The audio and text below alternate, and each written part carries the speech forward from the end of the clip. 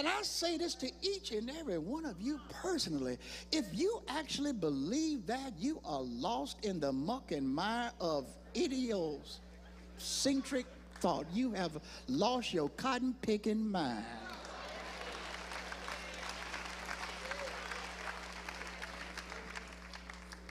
Wow, the sort of racism that led to Emmett Till's death still exists in some areas of American society today. Americans in general have a much more nuanced, a more textured attitude toward race than anything we've ever seen before. And usually that attitude does not manifest in overly avertful, hateful, exclusionary, violent acts. In other words, folk are not putting on Klan sheets and just running out and pointing fingers. There are a whole lot of racists not wearing sheets nowadays. In other words, racism has become sophisticated. Racism has become institutionalized. Racism has become a mindset. It's not that nobody's saying you can't go here and you can't go there and you can't sleep here and you can't sleep there. It's none of that. But Martin King, late in his life, had come to the determination that the struggle for civil rights was not enough. For Martin thought about the fact that it does us no good if we have civil rights that say we can go and visit the Peabody. And Martin said, well, ain't no point in going to the Peabody if you don't have enough money to stay in the Peabody. The issue had segued from civil rights to human rights. And the fact that there are many forms and means by which you can keep a people down without putting them on the back of the bus. There are many ways you can keep a people down by not excluding them from your country club. There are many ways. There are many ways. I remember not so long ago, I walked into a country club out near me, a golf club, and I walked in the door and I said simply, you know, what does it take to get in this club? Oh, I'm a child of the 60s. I was fully prepared for a racist slap. I was fully prepared for somebody to say, well, simply put, we don't want you. I could have handled that, but they handled me a different way. They said, well, simply this, the initiation fee is $75,000. And the monthly fee is $3,600 a month. And then we have an annual assessment that can be somewhere around $20,000. Well, I was automatically excluded. Come on, somebody. I was excluded because if you don't want some folk around, you can price them away. You didn't hear what I said. You didn't hear what I said.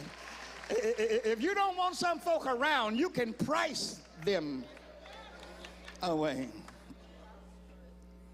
We live in a time when these pervasive mindsets and stereotypes of people look at our youth in different ways. I look at my 3 sons and my daughter, and I know that regardless of the fact that they are my children, I know that they can be perceived completely different by other people. I know that someone could look at my oldest son, Rene, and they wouldn't notice or figure out by looking at him that he has a PhD. They wouldn't see Dr. Rene Atkins. They'd see a black man, maybe in the wrong place. They wouldn't see the fact that he has a master's from Johns Hopkins. They wouldn't see that he has an undergraduate degree from Dartmouth. They wouldn't know those things about him. They would simply see a black man, possibly out of place. Now, put a hoodie on Dr. Rene Atkins and put some jeans on Dr. Rene Atkins. And he doesn't even have to have them falling off his behind. Just put him in some jeans and some gym shoes and a hoodie. Now look at Dr. Rene Atkins. And no less, you won't see the PhD. You won't see the masters. You won't see the cum laude graduations. You won't see none of that. What you'll see is a black male threat.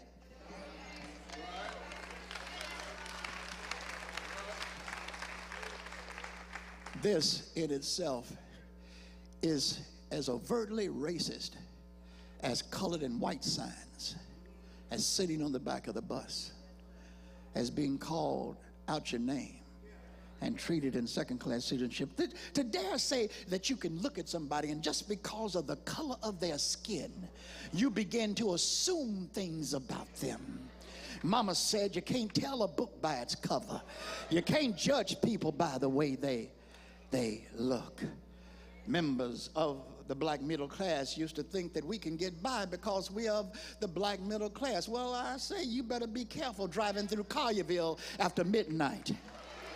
You better be careful driving through Germantown after midnight. You better be careful driving through South Haven, Mississippi after midnight. And there are many areas of Memphis, Tennessee that you better be careful driving around. Why? Because you can get profiled. And profiling is stereotyping. And you can be made to be whatever somebody's mind perceives you to be. This was what's happened to Trayvon Martin. The condominium community in which his father's girlfriend lives is upscale, with the cheapest condominium costing about $300,000. So when he was walking home through that community, George Zimmerman determined by his racist intent. And let me qualify right here, because they work so hard to leave race out of it, but you got to be blind, crippled, and crazy to exclude race out of this debate. George Zimmerman, if he had seen a white boy in a hoodie, he would have not followed him or questioned him. It was only because of Trayvon's race that he even began to pursue that young man and to follow him. I'm still amazed by many of our people who have joined these, and I'm just calling it like it is, because they come to me all the time. They join these predominantly white churches, and they pat themselves on the back because they joined them for whatever status they think they can gain, and want to say they're over and all of this. And they join these churches, and then they come to me shocked because somebody at the church asked them, "Can't you sing, and why aren't you in the choir?"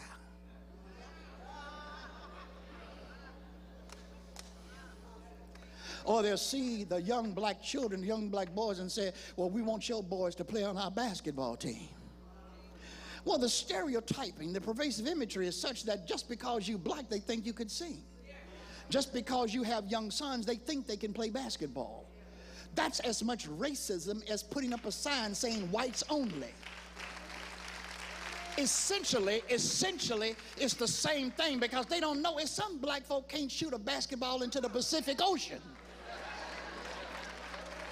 It's some black folk that can't dance.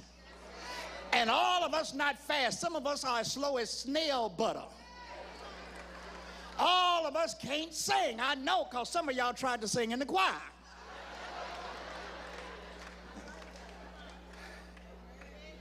But the imagery and the racist intent of the imagery sees us in certain roles. Help me, and I'm glad my young people are here, because you need to understand this. They see you in certain roles. Let me tell you this story. Once I was in Las Vegas, my family and I, we were on a family vacation, and my wife had booked us rooms on what's called the club floor. Some of y'all know what I'm talking about.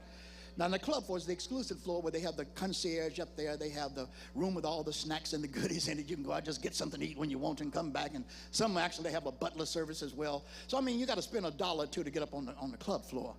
And I remember getting on the elevator, because the only way you could get to the club floor is when you get on the elevator, you have to take your key card and you have to put it in the slot on the elevator, or else the elevator won't even go to that floor. Amen? So I got on the elevator, and there was a white gentleman on the elevator. And he saw me pull out my key card, and he saw me put it into the club floor.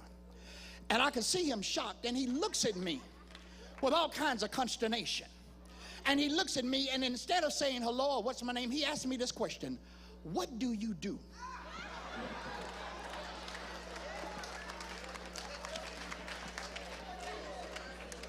He was not interested in my name nor anything about me. He didn't introduce himself to me. He was just so troubled, so concerned that I had a club card staying on the club floor, and he wasn't. And he saw me insert that club card, and it troubled him so much that out of his mouth came the question, "What do you do?"